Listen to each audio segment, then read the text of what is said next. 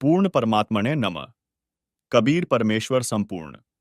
जीव हमारी जाति है, मानव धर्म हमारा। हिंदू मुस्लिम सिख ईसाई, धर्म नहीं कोई न्यारा। Kabir the weaver is supreme God. God Kabir, अल्लाहू कबीर, कबीरदेव। लेखक संत रामपाल जी महाराज। सतलोक आश्रम बरवाला, जिला हिसार, हरियाणा। प्रकाशक राष्ट्रीय समाज सेवा समिति के सर्व सदस्य। यह समिति पूर्ण रूप से धार्मिक तथा गैर राजनीतिक संस्था है। पुस्तक संबंधी किसी प्रकार की जानकारी के लिए संपर्क सूत्र 9992600893 7027000748। मुद्रक कबीर प्रिंटर्स, सी 117 सेक्टर 3 बवाना इंडस्ट्रियल एरिया, नई दिल्ली। संत गरीब दास साहेब जी कहते हैं, अनंत कोटि ब्रह्मांड का एक रति नहीं भार। सतगुरु पुरुष कबीर हैं, कुल के सिरजनहार।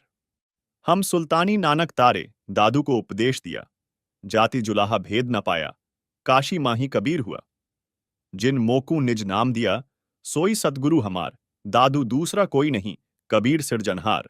कबीर परमेश्वर जी का संक्षिप्त परिचय। कबीर परमेश्वर चारों युगों में इस पृथ्वी पर सशरीर प्रकट होते हैं। अपनी जानकारी आप ही देते हैं। परमात्मा सत्ययुग में सत्य सुकृत नाम से, त्रेता में मुनिंद्र नाम से, तथा द्वापर में करुणामय नाम से, तथा कलयुग में कबीर नाम से प्रकट होते हैं।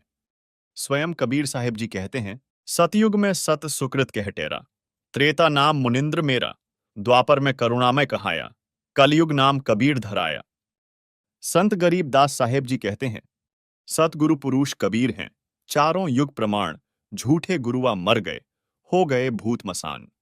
अनंत कोटि ब्रह्मांड का एक रति नहीं भार। सतगुरु पुरुष कबीर हैं, कुल के सिरजनहार। हम सुल्तानी नानक तारे, दादू को उपदेश दिया, जाति जुलाहा भेद न पाया, काशी माही कबीर हुआ। संत दादू दास साहेब जी कहते हैं, जिन मोकू निज नाम दिया, सोई सतगुरु हमार, दादू दूसरा कोई नहीं, कबीर सिरजनहार। गुरु ग्रंथ साहिब पृष्ठ 24। तेरा एक नाम तारे संसार, मैं यही आश यही आधार। फाई सुरति मुलूकी वेश, ये ठगवाड़ा ठग्गी देश, खरा सियाणा बहुते भार, धाणक रूप रहा करतार। गुरु ग्रंथ साहिब पृष्ठ 721। हक्का कबीर करीम तू बेअब परवरदिगार। गुरु ग्रंथ साहिब पृष्ठ 731। नानक देव साहिब जी। अंधुला नीच जाति परदेशी मेरा, खिन्न आवे तिल जावे, जाकी संगति नानक रहंदा, क्यों कर मोहड़ा पावे। बोलत रामानंद जी। सुनो कबीर करतार, गरीब दास सब रूप में, तुम ही बोलनहार। दोहूं ठौर है एक तू, भया एक से दो, गरीब दास हम कारणे, आए हो मगजोए। यहां केवल कलयुग में परमेश्वर कबीर जी की कुछ लीलाओं का वर्णन करेंगे। सत्ययुग, त्रेतायुग तथा द्वापर युग में परमात्मा का पृथ्वी पर प्रकट होने का वृत्तांत कृपया इसी पुस्तक के पृष्ठ 250 पर पढ़ें। कबीर परमेश्वर जी का कलयुग में अवतरण। परमेश्वर कबीर जी के विषय में दंत कथा प्रचलित है कि उनका जन्म विधवा स्त्री के गर्भ से महर्षि रामानंद जी के आशीर्वाद से हुआ था। यह पूर्णतया निराधार है। कृपया पढ़िए कबीर देव जी का यथार्थ संक्षिप्त परिचय। बंदी छोड़ कबीर परमेश्वर जी ने द्वापर युग में अपने प्रिय शिष्य सुदर्शन वाल्मीकि जी को शरण में लिया था। उस समय कबीर जी नामांतर करके करुणामय नाम से लीला कर रहे थे। भक्त सुदर्शन जी के माता पिता ने परमेश्वर कबीर जी के ज्ञान को स्वीकार नहीं किया था, जिनके नाम थे पिताजी का नाम भीखू राम तथा माता जी का नाम सुखवंती। जिस समय दोनों माता तथा पिता शरीर त्याग गए, तो भक्त सुदर्शन जी अत्यंत व्याकुल रहने लगे। भक्ति भी कम करते थे। अंतर्यामी करुणामय जी द्वापर युग में कबीर परमेश्वर करुणामय नाम से लीला कर रहे थे, ने अपने भक्त के मन की बात जानकर पूछा, हे भक्त सुदर्शन, आपको कौन सी चिंता सता रही है? क्या माता पिता का वियोग सता रहा है या कोई अन्य पारिवारिक परेशानी है? मुझे बताइए। भक्त सुदर्शन जी ने कहा, हे बंदी छोड़, हे अंतर्यामी, आप सर्वज्ञ हैं, आप बाहर भीतर की सर्व स्थिति से परिचित है। हे प्रभु, मुझे मेरे माता पिता के निधन का दुख नहीं है, क्योंकि वे बहुत वृद्ध हो चुके थे। आपने बताया है कि यह 5 तत्व का पूतला एक दिन नष्ट होना है। मुझे चिंता सता रही है कि मेरे माता पिता अत्यंत पुण्यात्मा, दयालु तथा धर्मात्मा थे। उन्होंने अपनी भक्ति लोकवेद अनुसार की थी, जो शास्त्र विधि के विरुद्ध थी, जिस कारण से उनका मानव जीवन व्यर्थ गया। अब पता नहीं किस प्राणी की योनि में कष्ट उठा रहे होंगे। आपका दास आपसे नम्र निवेदन करता है कि कभी मेरे माता पिता मानव शरीर प्राप्त करें तो उन्हें अपनी शरण में लेना परमेश्वर तथा उन्हें भी भवसागर से यानी काल ब्रह्म के लोक से पार करना मेरे दाता। मुझे यही चिंता सता रही है। परमेश्वर कबीर जी ने सोचा कि यह भोला भक्त सुदर्शन माता पिता के मोह में फंसकर काल जाल में ही रहेगा। काल ब्रह्म ने मोह रूपी पाश बहुत दृढ़ बना रखा है। यह विचार कर परमेश्वर कबीर जी ने कहा, हे भक्त सुदर्शन, आप चिंता मत करो। मैं आपके माता पिता को अवश्य शरण में लूंगा तथा पार करके ही दम लूंगा। आप सत्य लोक जाओ, ये चिंता छोड़ो। परमेश्वर कबीर जी के आश्वासन के पश्चात भक्त सुदर्शन जी सत्य साधना करके सत्य लोक को गया, पूर्ण मोक्ष प्राप्त किया। भक्त सुदर्शन वाल्मीकि के माता पिता वाले जीवों को कलयुग में मानव शरीर प्राप्त हुआ। भारतवर्ष के काशी शहर में सुदर्शन के पिता वाले जीव ने एक ब्राह्मण के घर जन्म लिया तथा गौरीशंकर नाम रखा गया, तथा सुदर्शन जी की माता वाले जीव ने भी एक ब्राह्मण के घर कन्या रूप में जन्म लिया तथा सरस्वती नाम रखा। युवा होने पर दोनों का विवाह हुआ। गौरीशंकर ब्राह्मण भगवान शिव का उपासक था तथा शिव पुराण की कथा करके भगवान शिव की महिमा का गुणगान किया करता। गौरीशंकर निर्लोभी था। कथा करने से जो धन प्राप्त होता था उसे धर्म में ही लगाया करता था। जो व्यक्ति कथा कराते थे तथा सुनते थे, सर्व गौरी शंकर ब्राह्मण के त्याग की प्रशंसा करते थे, जिस कारण से पूरी काशी में गौरी शंकर की प्रसिद्धि हो रही थी। अन्य स्वार्थी ब्राह्मणों का कथा करके धन एकत्रित करने का धंधा बंद हो गया। इस कारण से वे ब्राह्मण उस गौरी शंकर ब्राह्मण से ईर्ष्या रखते थे। इस बात का पता मुसलमानों को लगा कि एक गौरीशंकर ब्राह्मण काशी में हिंदू धर्म के प्रचार को जोर शोर से कर रहा है। इसको किस तरह बंद करें? मुसलमानों को पता चला कि काशी के सर्व ब्राह्मण गौरीशंकर से ईर्ष्या रखते हैं। इस बात का लाभ मुसलमानों ने उठाया।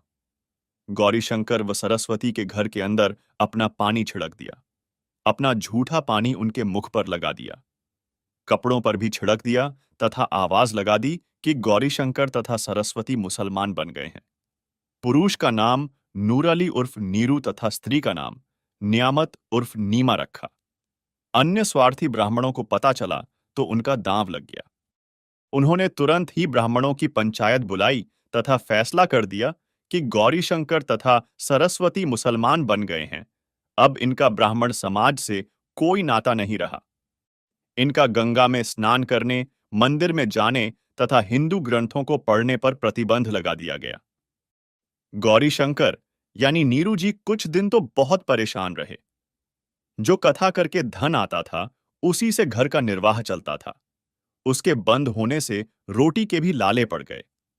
नीरू ने विचार करके अपने निर्वाह के लिए कपड़ा बुनने का कार्य प्रारंभ किया, जिस कारण से जुलाहा कहलाया। कपड़ा बुनने से जो मजदूरी मिलती थी उसे अपना तथा अपनी पत्नी का पेट पालता था। जिस समय धन अधिक आ जाता तो उसको धर्म में लगा देता था।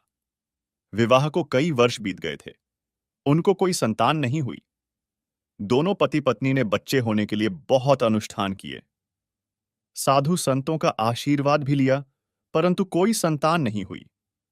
हिंदुओं द्वारा उन दोनों का गंगा नदी में स्नान करना बंद कर दिया गया था। उनके निवास स्थान से लगभग 4 किलोमीटर दूर एक लहर तारा नामक सरोवर था, जिसमें गंगा नदी का ही जल लहरों के द्वारा नीची पटड़ी के ऊपर से उछल कर आता था। इसलिए उस सरोवर का नाम लहरतारा पड़ा। उस तालाब में बड़े बड़े कमल के फूल उगे हुए थे। मुसलमानों ने गौरीशंकर का नाम नूर अली रखा, जो उर्फ नाम से नीरू कहलाया, तथा पत्नी का नाम नियामत रखा, जो उर्फ नाम से नीमा कहलाई। नीरू नीमा भले ही मुसलमान बन गए थे, परंतु अपने हृदय से साधना भगवान शंकर जी की ही करते थे तथा प्रतिदिन सूर्योदय से पूर्व लहरतारा तालाब में स्नान करने जाते थे।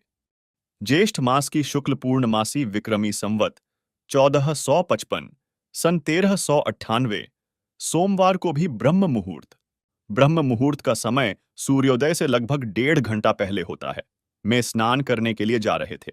नीमा रास्ते में भगवान शंकर से प्रार्थना कर रही थी कि हे दीनानाथ, आप अपने दासों को भी एक बच्चा बालक दे दो। आपके घर में क्या कमी है प्रभु? हमारा भी जीवन सफल हो जाएगा। दुनिया के व्यंग्य सुन सुनकर आत्मा दुखी हो जाती है। मुझ पापिन से ऐसी कौन सी गलती किस जन्म में हुई है जिस कारण मुझे बच्चे का मुख देखने को तरसना पड़ रहा है? हमारे पापों को क्षमा करो प्रभु, हमें भी एक बालक दे दो।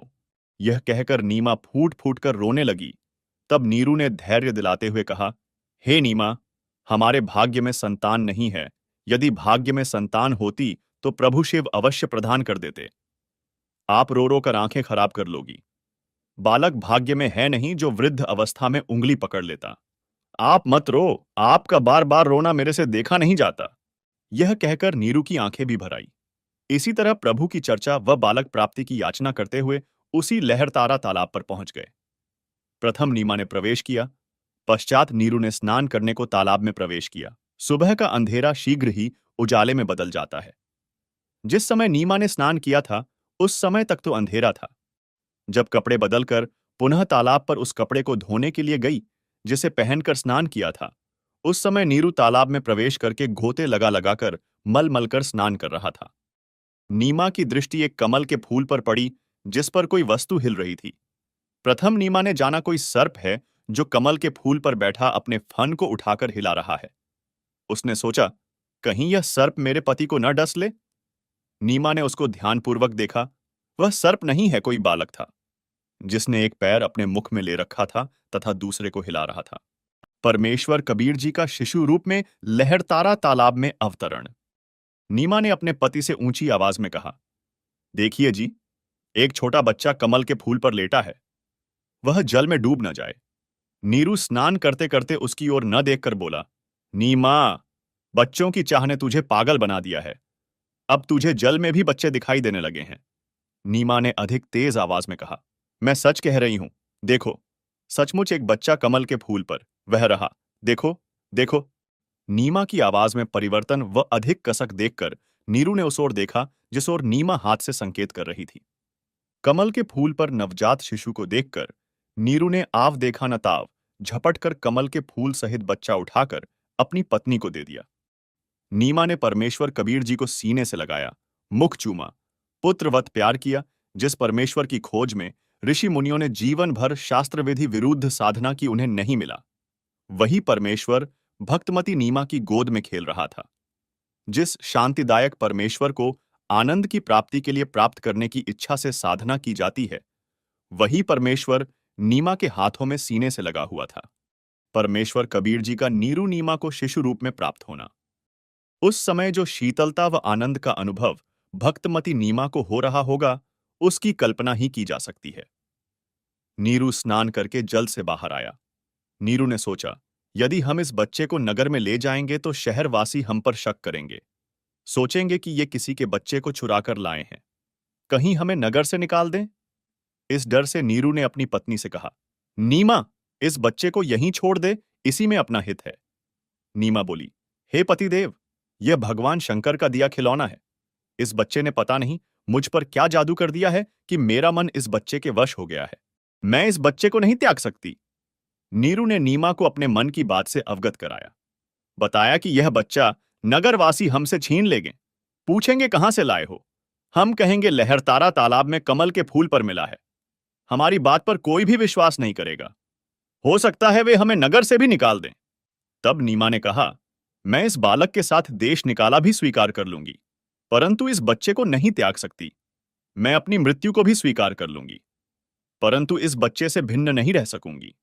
नीमा का हठ देखकर नीरू को क्रोध आ गया तथा अपने हाथ को थप्पड़ मारने की स्थिति में उठाकर आंखों में आंसू भरकर करुणा भरी आवाज में बोला, नीमा, मैंने आज तक तेरी किसी भी बात को नहीं ठुकराया। यह जानकर कि हमारे कोई बच्चा नहीं है, मैंने तुझे पति तथा पिता दोनों का प्यार दिया है। तू मेरे नम्र स्वभाव का अनुचित लाभ उठा रही है। आज मेरी स्थिति को न समझकर अपने हठी स्वभाव से मुझे कष्ट दे रही है।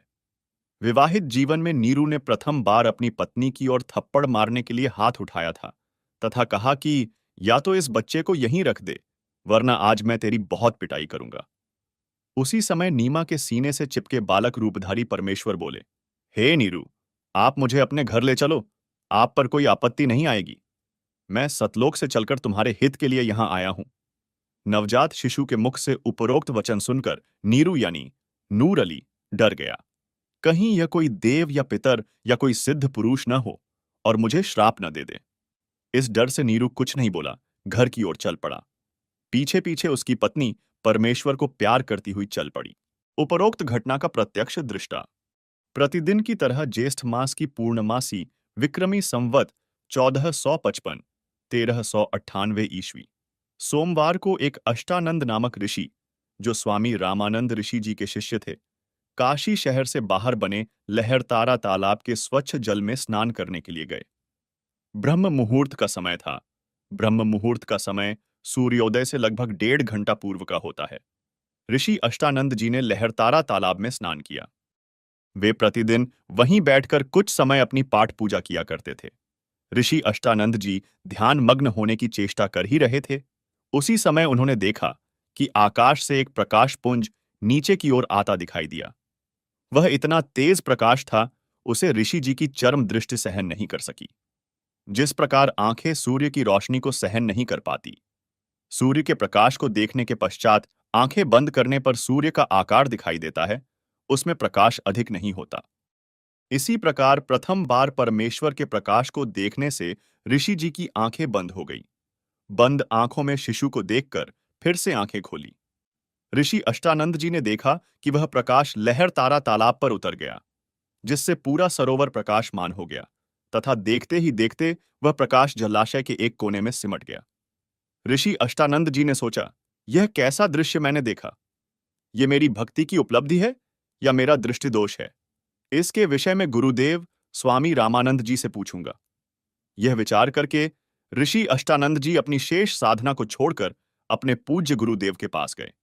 स्वामी रामानंद जी को सर्व घटनाक्रम बताकर पूछा, हे गुरुदेव, यह मेरी भक्ति की उपलब्धि है या मेरी भ्रमणा है? मैंने प्रकाश आकाश से नीचे की ओर आते देखा, जिसे मेरी आंखें सहन नहीं कर सकी।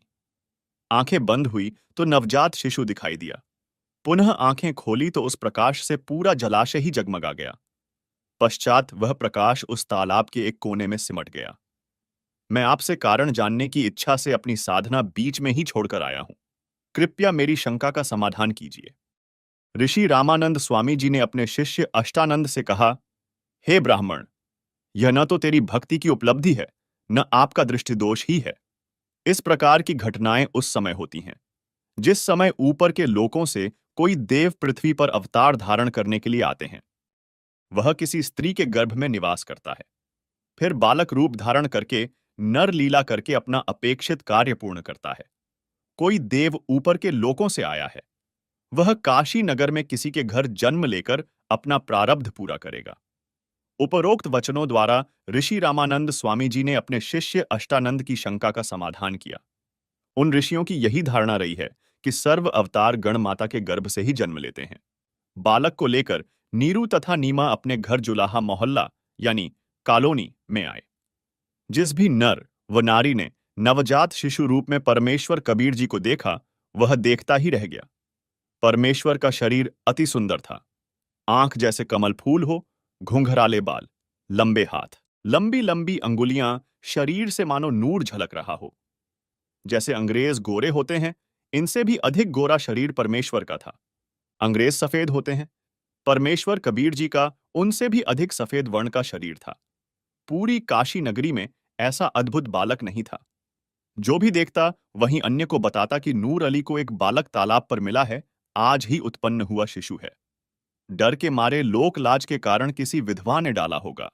बालक को देखने के पश्चात उसके चेहरे से दृष्टि हटाने को दिल नहीं करता। आत्मा अपने आप खींची चली जाती है। पता नहीं कैसा जादू है बालक के मुख पर। पूरी काशी परमेश्वर के बालक रूप को देखने को उमड़ पड़ी। स्त्री पुरुष झुंड के झुंड बनाकर मंगल गान गाते हुए नीरू के घर बच्चे को देखने आए। बच्चे यानी कबीर परमेश्वर को देखकर कोई कह रहा था, यह बालक तो कोई देवता का अवतार है। कोई कह रहा था, यह तो साक्षात विष्णु जी ही आए लगते हैं। कोई कह रहा था, यह भगवान शिव ही अपनी काशी नगरी को कृतार्थ करने को उत्पन्न हुए हैं। कोई कह रहा था, यह तो किन्नर का अवतार है। कोई कह रहा था, यह पितर नगरी से आया है। यह सर्व वार्ता सुनकर नीमा अप्रसन्न होकर कहती थी कि मेरे बच्चे के विषय में कुछ मत कहो। हे अल्लाह, मेरे बच्चे की इनकी नजर से रक्षा करना। तुमने कभी बच्चा देखा भी है कि नहीं? ऐसे समूह के समूह मेरे बालक को देखने आ रहे हैं। आने वाले स्त्री पुरुष बोले, हे नीमा, हमने बालक तो बहुत देखे हैं, परंतु आपके बालक जैसा नहीं देखा, इसीलिए हम इसे देखने आए हैं। ऊपर अपने अपने लोकों से श्री ब्रह्मा जी, श्री विष्णु जी तथा श्री शिव जी भी झांक कर देखने लगे।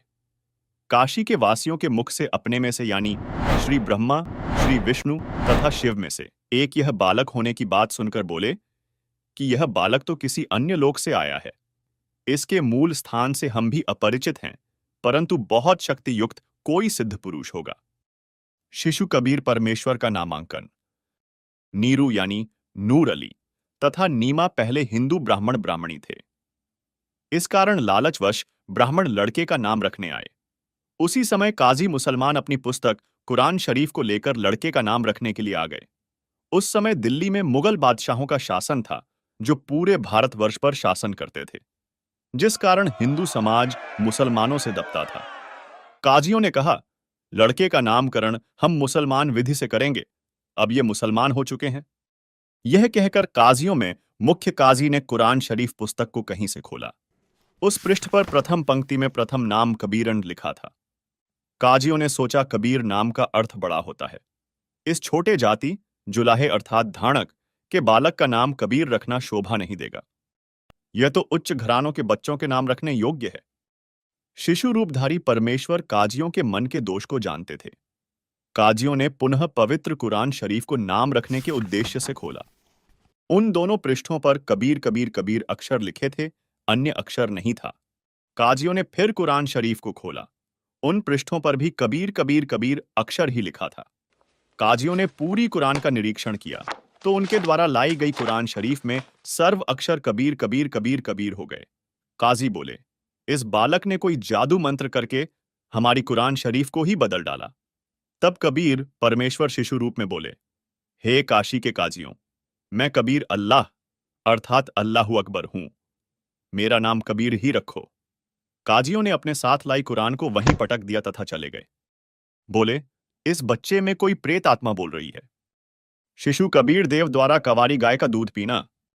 बालक कबीर को दूध पिलाने की कोशिश नीमा ने की तो परमेश्वर ने मुख बंद कर लिया। सर्व प्रयत्न करने पर भी नीमा तथा नीरू बालक को दूध पिलाने में असफल रहे। 25 दिन जब बालक के निराहार बीत गए तो माता पिता अति चिंतित हो गए। 24 दिन से नीमा तो रो रो कर विलाप कर रही थी। सोच रही थी, यह बच्चा कुछ भी नहीं खा रहा है, ये मरेगा, मेरे बेटे को किसी की नजर लगी है। 24 दिन से लगातार नजर उतारने की विधि भिन्न भिन्न स्त्री पुरुषों द्वारा बताई प्रयोग करके थक गई। कोई लाभ नहीं हुआ। 25वां दिन उदय हुआ। माता नीमा रात्रि भर जागती रही तथा रोती रही कि पता नहीं यह बच्चा कब मर जाएगा। मैं भी साथ ही फांसी पर लटक जाऊंगी।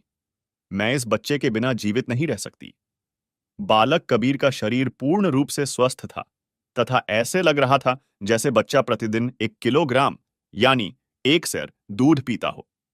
परंतु नीमा को डर था कि बिना कुछ खाए पिए यह बालक जीवित रह ही नहीं सकता। यह कभी भी मृत्यु को प्राप्त हो सकता है। यह सोचकर फूट फूट कर रो रही थी। भगवान शंकर के साथ साथ निराकार प्रभु की भी उपासना तथा उससे की गई प्रार्थना जब व्यर्थ रही तो अति व्याकुल होकर रोने लगी। 25वें दिन नीरू ने सोचा कि हमने मुसलमान काजी मुल्लाओं के बताए अनुसार तो सर्व क्रिया कर ली है, परंतु बच्चा दूध नहीं पी रहा। उस समय स्वामी रामानंद जी प्रसिद्ध पंडित थे। उनके पास जाकर अपनी समस्या सुनाई कि मुझे जंगल में एक पुत्र प्राप्त हुआ था। नीरू को कमल के फूल पर जल में पुत्र प्राप्त हुआ था, परंतु जिससे भी यह कहता कि कमल के पुष्प पर पुत्र प्राप्त हुआ था, सर्व अस्वीकार करते थे, कहते थे कि यह कैसे संभव हो सकता है। इसी डर से नीरू ने स्वामी रामानंद जी से कहा कि उद्यान में मुझे एक नवजात शिशु प्राप्त हुआ है। वह 25 दिन से कुछ भी नहीं खा पी रहा है। हे स्वामी, कुछ विधि बताओ। स्वामी रामानंद जी ने कहा कि आप पूर्व जन्म में भी ब्राह्मण थे। उस समय आपसे भगवान की भक्ति में कोई त्रुटि हुई थी, जिस कारण से आप जुलाहा बने हो। नीरू ने कहा कि हे स्वामी, वह तो जैसा कर्म किया था, उसका फल तो मुझे मिलना ही था। अब मैं संकट के समय आपके पास आया हूं। ऐसी कृपा करो बालक दूध पी ले।